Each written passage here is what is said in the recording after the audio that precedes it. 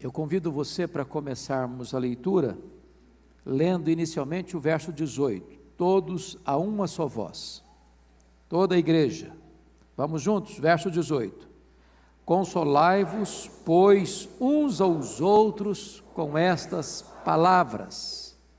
Que palavras? Atentem para a leitura do verso 13 em diante. Não queremos, porém, irmãos, que sejais ignorantes com respeito aos que dormem, para não vos entristecerdes como os demais, que não têm esperança. Pois se cremos que Jesus morreu e ressuscitou, assim também Deus, mediante Jesus, trará em sua companhia os que dormem. Ora, ainda vos declaramos por palavra do Senhor isto: nós, os vivos, os que ficarmos até a vinda do Senhor, de modo algum precederemos os que dormem. Porquanto o Senhor mesmo, dada a sua palavra de ordem, ouvida a voz do arcanjo, e ressoada a trombeta de Deus, descerá dos céus, e os mortos em Cristo ressuscitarão primeiro. Depois, nós, os vivos, os que ficarmos, seremos arrebatados juntamente com eles, entre nuvens, para o encontro do Senhor nos ares, e assim estaremos para sempre com o Senhor. Toda a igreja de novo, verso 18, consolai-vos, pois, uns aos outros com estas palavras. Amém. Amados irmãos, o apóstolo Paulo está escrevendo esta carta à igreja de Tessalônica, e vocês bem sabem que Tessalônica era a capital da província da Macedônia, era um território grego, e Tessalônica era uma cidade muito importante da Grécia. Ainda hoje, Tessalônica é uma cidade muito conhecida na Grécia. E vocês também sabem que desde que Alexandre o Grande, Alexandre Magno, dominou o mundo, é que a cultura helênica, a cultura grega se espalhou. E a cultura helênica, a cultura grega, ensinava em seus princípios e preceitos a questão do dualismo. E eles entendiam que a matéria, que era eterna, era essencialmente má. E eles acreditavam que o espírito era essencialmente bom. Desta maneira, os gregos negavam as doutrinas essenciais do cristianismo. Negavam a criação, negavam a encarnação, negavam a ressurreição. Eles até acreditavam na imortalidade da alma, mas eles não aceitavam a ressurreição do corpo. Esta influência do pensamento grego entrou na igreja. E se vocês lerem atentamente a carta aos Coríntios, e Corinto também era uma cidade grega, a capital da província da Acaia, e essas duas colônias essas duas regiões eram gregas, tanto a Macedônia quanto a Acaia eram regiões gregas. Circulava na igreja a seguinte ideia: Jesus ressuscitou, mas os mortos não vão ressuscitar. Isso levava alguns crentes a ficarem muito tristes quando alguém da família, alguém da igreja morria, porque não havia esperança para eles.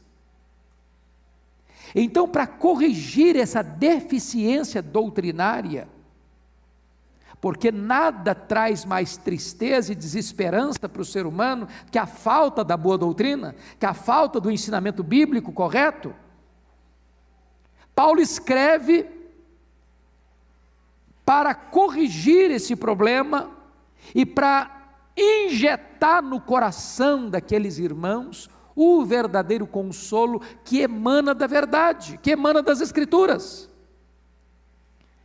E desta forma, o apóstolo Paulo está nos ensinando quais são as fontes desse consolo divino para o nosso coração. Vejam vocês a desesperança daqueles que não conhecem a Deus. Verso 13: não queremos, porém, irmãos, que sejais ignorantes com respeito aos que dormem, com respeito aos que morrem, para não vos entristeceres como os demais que não têm esperança. Este mundo está sem esperança, irmãos, sem esperança. Nós estamos sem esperança para as coisas desta vida, estamos sem esperança para as coisas do futuro. O mundo está sem esperança. O mundo não tem nenhuma esperança. As pessoas que morrem sem Cristo não têm esperança. Podem ter dinheiro, podem ter fama, podem ter sucesso, mas sem Cristo não há esperança para o amanhã. Um dos filósofos mais conhecidos do mundo, da França, chamava-se Voltaire. Esse não era propriamente o nome dele, mas ele era conhecido desta forma, e esse homem era um ateu, e diz os seus biógrafos que o seu desespero na hora da morte foi tamanho, que a enfermeira que dele cuidava, nos últimos momentos da sua vida, chegou a dizer: ainda que me dessem toda a riqueza, todo o ouro da Europa, para ficar com um paciente como este na hora da morte, eu recusaria. Quem não tem Cristo não tem esperança. Quem não tem garantia da vida eterna não tem esperança. A morte para essas pessoas é um terror, é um desespero, porque não é apenas um salto no escuro, é um salto certamente no nada ou na condenação eterna. Agora notem vocês que no verso 13, Paulo vai dizer que essas pessoas não só não tinham esperança, como estavam carimbadas e tatuadas pela tristeza. Tristeza. É a tristeza que você lê no semblante das pessoas. É a tristeza que você vê transbordando em catadupas da alma. É a tristeza que você nota atrás de um sorriso forçado. É a tristeza que você nota atrás das diversões e das músicas que tantas vezes inspiram desesperança e desespero nas pessoas. E Paulo então escreve esta mensagem para trazer para nós um consolo verdadeiro. Esse culto trata de consolo. Como é que nós podemos encontrar esse consolo? Então Paulo vai nos mostrar 5 pilares da consolação cristã. Vejamos então. Primeiro consolo, o primeiro pilar dessa consolação, está aí no versículo 15, confira comigo. Ora, ainda vos declaramos por palavra do Senhor isto, nós os vivos, os que ficarmos até a segunda vinda de Jesus, ou a vinda do Senhor, de modo algum precederemos os que dormem. Eu chamo a sua atenção para esse ponto. Ora, ainda vos declaramos por palavra do Senhor isto. O primeiro pilar da consolação é a revelação de Deus acerca das coisas futuras. Há muitas cogitações, como é que vai ser? O que é a morte? O que vai ter depois da morte? O que está do outro lado da sepultura? Como é que vai ser a eternidade? Será que vai ter eternidade? Será que não vai ter eternidade? Se vai ter, como é que é? Vai ter luz? Vai ter treva? Vai ser sofrimento? Vai ser alegria? Como é que ficam as pessoas que morrem? Como é que elas estão? E aí você começa a perceber que na época do apóstolo Paulo existiam os epicureus. Quem eram os epicureus? Eram aqueles que acreditavam que a vida era apenas o percurso da sepultura, do berço à sepultura. Não tem amanhã, não tem eternidade, não tem céu, não tem esperança, não tem bem-aventurança, e as pessoas estavam reduzidas à sua vida no aqui e no agora. Por isso eles reduziram a vida apenas ao prazer. Comamos e bebamos, porque amanhã morreremos. Mas aí vem os espiritualistas e dizem, não, eu acho que tem outras vidas. Você morre, desencarna, reencarna, morre, desencarna, reencarna, morre, desencarna, reencarna, e assim vai, sucessivas vidas. Mas onde está a esperança? Onde está a segurança? Onde está a certeza?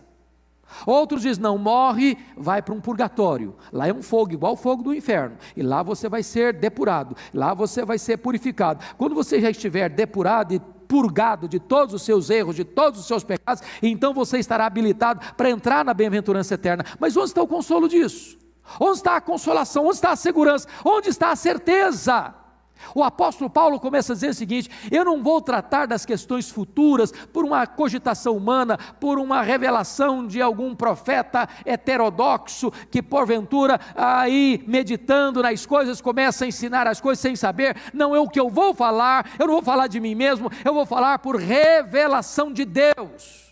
Essa verdade não é uma verdade que eu concebi no meu coração, essa é uma verdade que eu recebi do próprio Deus. Eu estou falando daquilo que Deus revelou, Ele que está lá no céu, Ele que criou os céus e a terra, Ele que é o Pai da eternidade, Ele que conhece todas as coisas, foi Ele quem trouxe para nós a revelação acerca do futuro. Eu estou falando de algo que é seguro e absolutamente certo. Oh, amados irmãos, esta é a coisa mais importante para nós. Deus revelou para nós como vai ser. Você não precisa ter medo. Eu já participei de alguns cultos fúnebres, onde as pessoas, morreu, a gente não sabe como é que vai ser. Sabe sim, sabe sim. Eu não sei como é que vai ser. Sabe sim, porque está revelado. Se Deus não tivesse revelado, nós cogitaríamos, mas Deus revelou, Deus nos fez saber, está na sua palavra. É por isso que nós temos consolo, porque temos essa segurança da revelação do próprio Deus.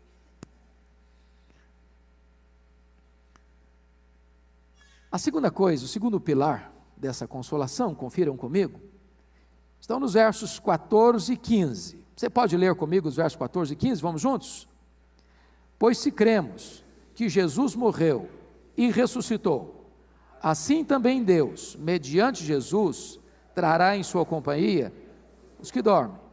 Ora, ainda vos declaramos por palavra do Senhor isto: nós, os vivos, os que ficarmos, até a vinda do Senhor, de modo algum precederemos os que dormem. Então, o segundo pilar da consolação, irmãos, é a verdade gloriosa da segunda vinda do Senhor Jesus Cristo. Ele voltará. É promessa dele.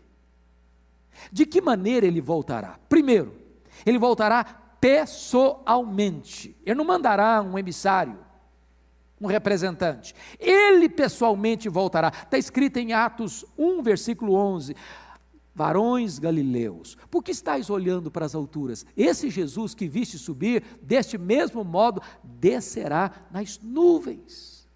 Ele voltará. Segundo, ele voltará visivelmente, todo olho verá, até aqueles que o traspassaram. Não vai ser um evento secreto, escondido, não, vai ser algo absolutamente claro, às vistas, notório, todo olho verá.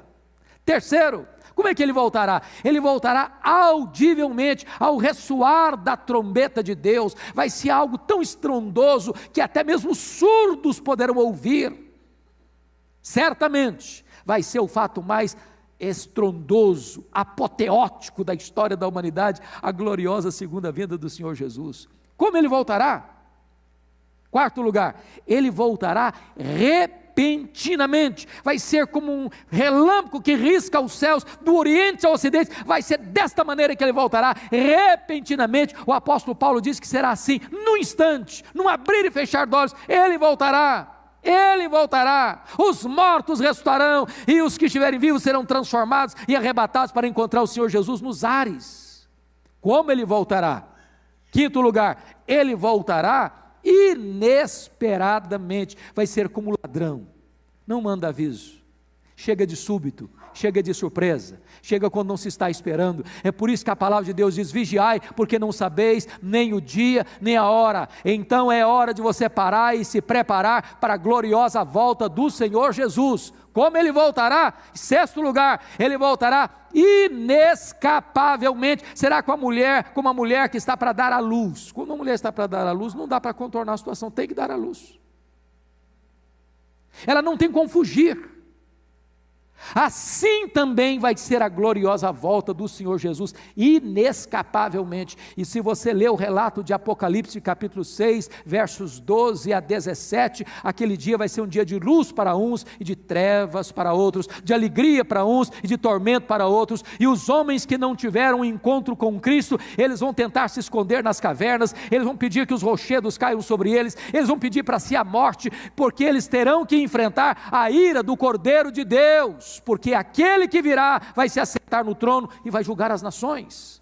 Como ele voltará? Finalmente, ele voltará em sétimo lugar, de forma vitoriosa, gloriosa e poderosa. A sua vinda será irresistível, e ele matará o anticristo com o sopro da sua boca, e ele colocará todos os seus inimigos debaixo dos seus pés, e ele se assentará no trono da sua glória, e ele vai julgar as nações, e ele será, portanto, o Rei dos reis, o Senhor dos senhores, e todos os reinos da terra serão sujeitos ao seu reino, e só o seu reino é eterno para sempre e eternamente.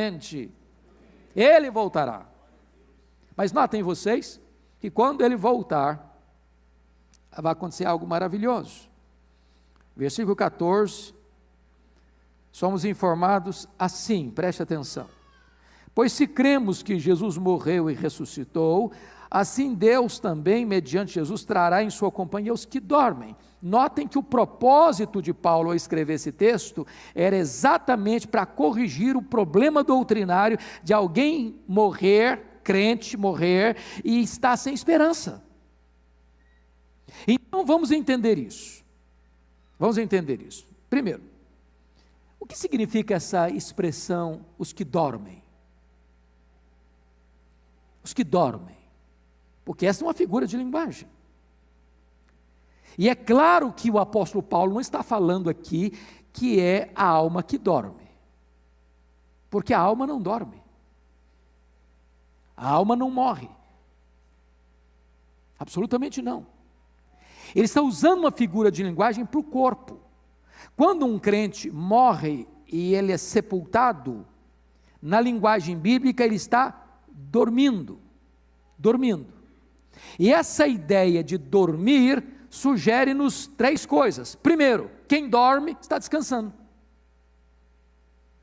Segundo, quem dorme está renovando as suas forças. Terceiro, quem dorme vai acordar. Então o sono não é permanente, o sono é periódico. Se o corpo está dormindo, significa que ele não vai ficar ali para sempre, que a morte não é o fim, que a morte não tem a última palavra, que a morte já foi vencida.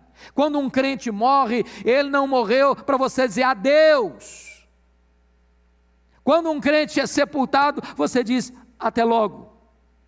Porque esse mesmo corpo que foi semeado, ele vai ressuscitar, ele vai se levantar, e por isso que a Bíblia usa essa linguagem de dormir. Notem vocês comigo, que tanto para a condenação eterna, quanto para a bem-aventurança eterna, a morte não tem a última palavra. Vou dar dois exemplos. Primeiro, Lucas 16, Jesus conta a história do rico e do Lázaro. Quando o rico morreu, ele era um homem que só pensava nele, nos seus banquetes, nas suas festas, e ele não se preocupava com as pessoas à sua volta. Diz a Bíblia que ele morreu, foi sepultado no inferno. No inferno, quem estava no inferno? O que estava no inferno? A alma dele ou o corpo dele? É claro que é a alma, porque o corpo foi sepultado. A sepultura não é o inferno. Nenhum corpo é atormentado na sepultura. Veio do pó, volta ao pó. Não tem sofrimento na sepultura. Mas a alma que sobrevive sem o corpo vai ou para o céu ou para o inferno. No caso daquele homem, foi para o inferno, estando em tormentos. Mas pense comigo agora, há um outro exemplo, que está lá em Lucas 23, que é a história do ladrão da cruz, que se arrepende na última hora, e Jesus disse para ele: em verdade digo que hoje mesmo estarás comigo no paraíso. Como assim hoje mesmo? O corpo daquele moço, nem diz a Bíblia que foi sepultado, talvez ficou lá na cruz, apodrecendo lá. Mas no momento em que ele fechou os olhos aqui, já ele entrou no paraíso com Cristo. Por quê? Porque Jesus Cristo diz: Pai, nas tuas mãos eu entrego o meu espírito. De tal forma, queridos irmãos, que quando um crente morre, o corpo dele desce à sepultura, mas imediatamente, diz Hebreus 12, que o seu espírito é aperfeiçoado para entrar na glória. É por isso que a Bíblia diz que quando Estevão está sendo apedrejado, ele diz: Senhor Jesus, recebe o meu espírito. Agora note outra coisa, irmãos, os mortos em Cristo estão na glória com Jesus. Olha o verso 14 de novo. Pois se cremos que Jesus morreu e ressuscitou, assim também Deus, mediante Jesus, trará em sua companhia os que dormem. Se Jesus está no céu, ele está no céu. E quando ele voltar, ele vem trazendo consigo os que dormem. A pergunta é: onde estavam aqueles que dormem? Lá no céu. Porque senão não faria sentido o verbo trazendo consigo. Se ele está no céu e traz consigo, significa que aqueles que dormem estão com ele lá, e vêm com ele de lá. Olha que coisa maravilhosa. Desde Abel, os nossos irmãos patriarcas, os nossos irmãos profetas, os nossos irmãos apóstolos, os nossos irmãos pais da igreja, os nossos irmãos mártires do cristianismo, os nossos irmãos reformadores, os nossos irmãos avivalistas, os nossos irmãos que nos procederam, os nossos irmãos da nossa família de sangue que já partiram e nos precederam, eles que já estão com Jesus lá no céu, naquele glorioso dia, eles virão com Cristo entre nuvens, neste glorioso cortejo, acompanhado de anjos, ao soar da trombeta de Deus, nesse glorioso cortejo, irmãos, eles descerão. Por quê? Porque eles já estão lá, porque a Bíblia diz que morrer é deixar o corpo e habitar com o Senhor, morrer é partir e estar com Cristo, que é incomparavelmente melhor. Não há mensagem de desespero aqui, há uma mensagem de total consolação. Mas vejam vocês, que esses que estão lá no céu, não estão lá dormindo. Se você ler Apocalipse, eles estão lá clamando, eles estão lá descansando, eles estão lá vendo a face de Cristo, eles estão lá servindo, eles estão lá reinando. Mas vejam vocês, em terceiro lugar, que os mortos em Cristo virão com Cristo, em glória nesse cortejo, e os mortos em Cristo ressuscitarão primeiro. É curioso que formularam uma doutrina em cima disso.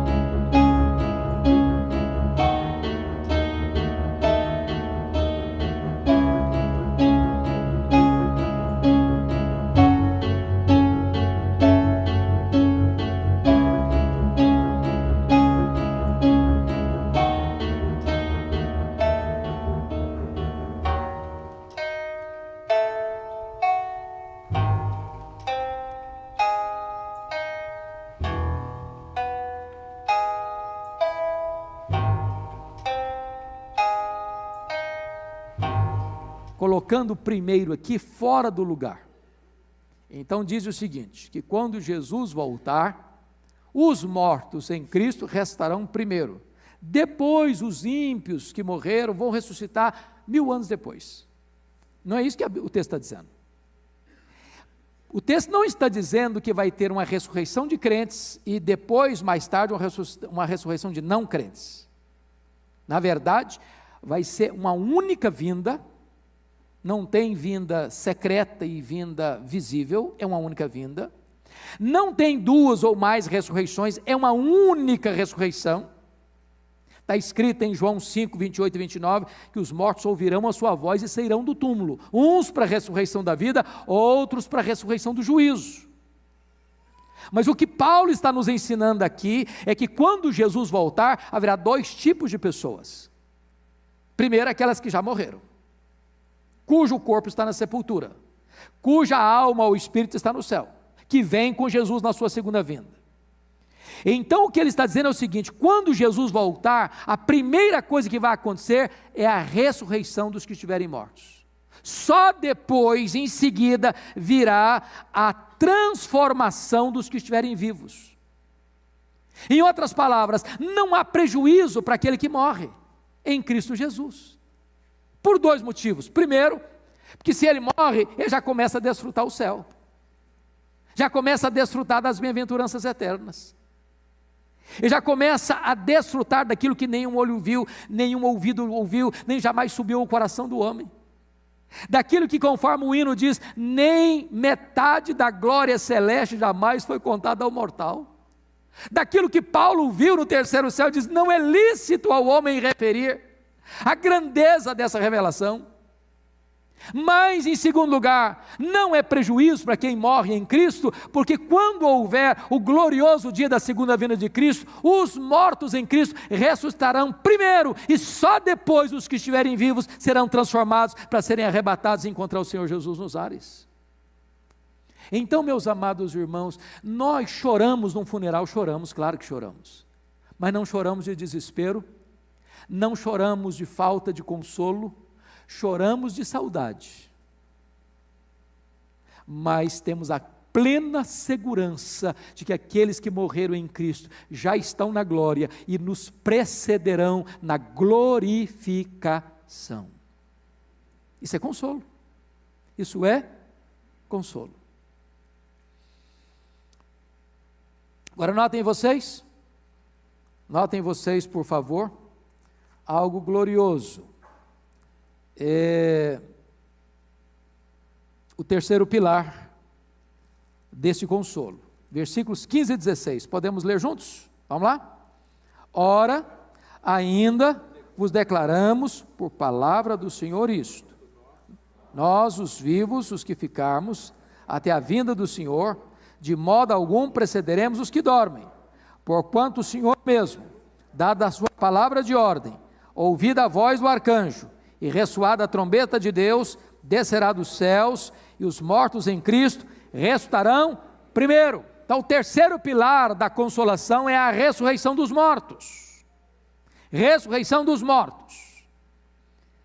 Doutrina essa rejeitada pelos gregos da cidade de Tessalônica. Doutrina essa que estava sendo questionada por alguns membros da igreja de Tessalônica. Agora vejam vocês, por favor, o que é que o texto está querendo nos ensinar. Como é que vai ser esse corpo? O que a Bíblia diz sobre isso? Uma pessoa pergunta assim: nós vamos nos conhecer lá no céu?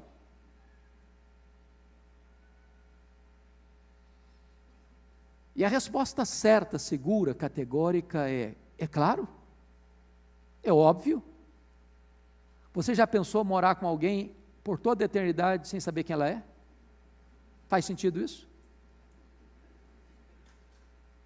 Hoje, nós nos conhecemos em parte, nós nem nos conhecemos. Você pode estar casado com uma pessoa há 50 anos, você ainda não conhece essa pessoa plenamente. Você pode conviver com seus filhos a vida toda, você não os conhece plenamente. Você pode ter os relacionamentos mais próximos, mais íntimos, e você não conhece essa pessoa plenamente. Mas lá no céu, toda a venda será tirada. O nosso conhecimento vai ser pleno, completo, absoluto. Nós vamos nos conhecer. Nós vamos nos conhecer sem os elementos perigosos dos nossos relacionamentos aqui, de ciúmes, de inveja, de preferências. Aqui nós temos as nossas preferências, lá não vamos ter.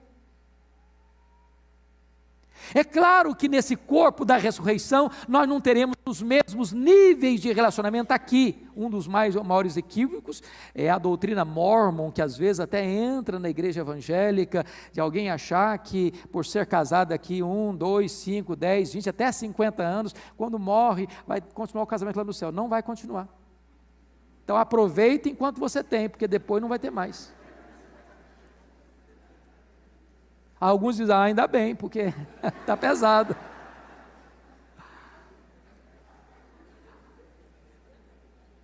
Lá no céu você não vai ser marido e mulher. Lá no céu não vai ser família Silva, Pereira, Oliveira. Lá no céu vai ser uma única família, um único povo. Mas o nosso amor vai ser pleno, maiúsculo, absoluto. Como é que vai ser esse corpo? A Bíblia diz que você semeia corpo corruptível, ressuscita corpo incorruptível. Sabe o que significa isso? Esse corpo nosso, irmãos, tem fraquezas. Fica velho, fica cansado, fica enrugado, fica caquético. Aqui nós fazemos alguns reparos. Uma cirurgia plástica, que coisa boa, não? Mas chega a hora que não tem mais jeito, não. Ainda que Pitangui ressuscitasse dentre os mortos. Aqui nós brigamos com dois inimigos, espelho e balança, o tempo todo. Lá no céu nós vamos ter um corpo perfeito. Perfeito. Ninguém brigando com a balança, ninguém brigando com o espelho. Ninguém insatisfeito. Um corpo incorruptível, que não fica velho, que não fica cansado, que não fica estressado, que não fica doente, que não tem defeito físico. Segundo, semeia-se em fraqueza, ressuscita-se em poder. Você já imaginou como é que vai ser esse corpo? Quando Jesus ressuscitou com um corpo de glória, ele não estava mais sujeito às leis da física, não estava mais. Quando aquela pedra foi rolada do túmulo, não foi para ele sair, foi para que as pessoas vissem que ele não estava mais lá, porque nem precisava que a pedra fosse rolada para sair, ele entrava numa casa com a porta fechada. Ele saía de Jerusalém, aparecia lá na Galileia, mais de 100 quilômetros, sem precisar percorrer o trecho. Ele voltou para o céu, entre nuvens, e eu não sei que distância fica o céu. Eu só sei que o nosso universo, segundo os cientistas, tem mais de 93 bilhões de anos-luz de diâmetro. E sabe o que vai acontecer com o seu corpo e com o meu? Nós vamos ter um corpo igualzinho ao corpo de Jesus, semelhante ao corpo da sua glória.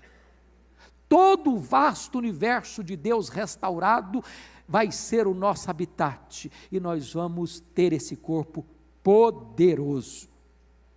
Mas a Bíblia ainda nos diz que semeia-se em desonra, ressuscita-se em glória. Sabe o que significa isso? Oh, amados irmãos, a nossa fragilidade é tal que chega a um ponto em que algumas pessoas ficam surradas de tal maneira por uma doença, que o corpo está coberto de desonra. Eu conheço pessoas que viveram 10 anos em coma, pele e osso, corpo caquético. Mas sabe o que acontece? Esse corpo cheio de desonra, ao ser jogado na sepultura como uma semente, ao ressuscitar, vai ressuscitar um corpo de glória, brilhando como o sol no seu firmamento, em todo o seu fulgor, em toda a sua força. Assim será o corpo da ressurreição. Que verdade gloriosa, que verdade consoladora. Quando que esse fato vai acontecer? Notem comigo, por favor, o que está escrito. Por gentileza. Versículo 16, vamos ler todos juntos o versículo 16? Porquanto o Senhor mesmo, dada a sua palavra de ordem, ouvida a voz do arcanjo, ressoada a trombeta de Deus, descerá dos céus, e os mortos em Cristo ressuscitarão primeiro. Então note você que esse fato se dará no glorioso dia em que houver uma ordem. É agora! É agora! E quando essa ordem for dada, diz João 5,28, que os mortos ouvirão e se levantarão do túmulo. Vai ser o momento em que haverá um comando que está escrito aqui: ouvida a voz do arcanjo, ressoada a trombeta de Deus. O maior evento da história, o apoteótico acontecimento da história, acontecerá. E então haverá a gloriosa ressurreição. Esse é um pilar da consolação cristã. Mas, amados, o quarto pilar da consolação cristã está no versículo 17. Você pode ler comigo 17? Depois, nós os vivos, os que ficarmos, seremos arrebatados, juntamente com eles, entre nuvens, para o encontro do Senhor nos ares. E assim estaremos para sempre com o Senhor. O quarto pilar da consolação é o arrebatamento. Volto a dizer a vocês que esta palavra arrebatamento hoje, em virtude de um viés escatológico, tem sido interpretado como algo distinto da segunda vinda. Como se o arrebatamento fosse secreto, e depois, 7 anos depois da grande tribulação, a segunda vinda fosse visível. Você não encontrará base bíblica para isso. Não encontrará base bíblica para isso. A segunda vinda será única, será visível, será audível, será pessoal, será gloriosa. O que o texto está querendo nos dizer, queridos, é que quando ele voltar, os túmulos vão ser abertos. Pense comigo nisso, pense comigo nessa cena. Porque as pessoas podem perguntar, mas quem não foi sepultado? E quem foi cremado? Como é que fica? E as cinzas que foram jogadas do rio abaixo, como é que fica? E as pessoas que foram queimadas nas torres gêmeas, mais de 3.000 graus centígrados, como é que fica? E aquelas pessoas que morreram lá nas profundezas do mar, comidas por monstros marinhos, como é que fica? Amados, o apóstolo Paulo usa uma figura muito interessante em 1 Coríntios, quando ele diz o seguinte, que a carne de aves, de peixes e de animais. O que ele está querendo dizer com isso? Se você pegar um animal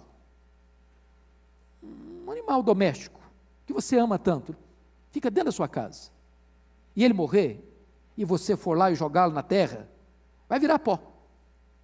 Se você sepultar um peixe, vai virar pó. Se você sepultar um passarinho, vai virar pó. Se você sepultar um homem, vai virar pó. Você pode jogar tudo numa sepultura só. Daqui a 500 anos é tudo pó de pó. Mistura o pó. Você não vai saber muito bem o que é pó de pássaro, o que é pó de gato, o que é pó de passarinho, o que é pó de homem. Mas sabe o que a Bíblia está dizendo? Quando Jesus voltar na sua glória, Deus sabe exatamente o que é pó de pássaro, o que é pó de peixe, o que é pó de animal, e só pó de gente, salva pela graça, vai ressuscitar. Louvado seja Deus! Se você crê, meu amado irmão, que do nada Deus criou o universo, você não tem nenhuma dificuldade de crer que Deus levantará da sepultura os mortos. E agora, preste atenção que Paulo, aguardava para os dias dele a segunda vinda de Cristo, porque ele diz no versículo 16 assim, no versículo 17 assim, depois nós, os vivos, ele está escrevendo, eu estou lá, estou lá. Sabe o que Paulo está me ensinando? Eu nunca posso, com base na minha sapiência escatológica, dizer, não, esquece, Jesus vai voltar só daqui a uns 1000 anos, a minha geração não vai ver isso não. E aí eu faço o quê? Cruzo os braços. Você e eu devemos aguardar a volta de Jesus para a nossa geração. Todas as gerações deveriam aguardar a volta de Jesus para a sua geração. E então, pense bem nesse fato. Imagine Jesus chegando essa noite. Imagine Jesus chegando agora. Esse corpo nosso não suporta a glória de Deus. Esse corpo nosso, carne e sangue, não pode herdar o reino de Deus.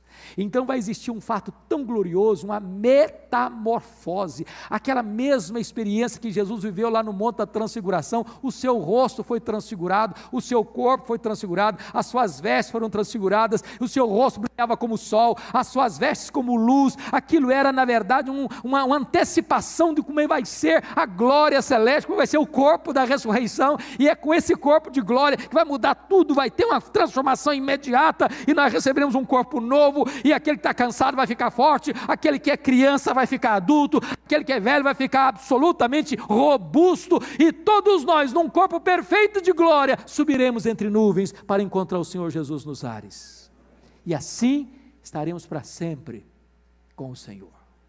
Isto é um pilar de consolação. Mas finalmente, o último pilar da consolação está aí no versículo 17, confira comigo. Vamos ler juntos de novo? 17.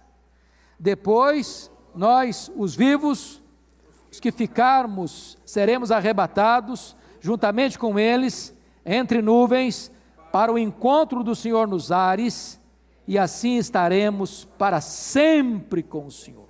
Preste atenção nessa reunião para sempre, sem despedida, sem adeus, sem separação, sem divórcio, sem fechar a porta um para o outro, para sempre com o Senhor, para sempre com o Senhor. Já imaginou isso?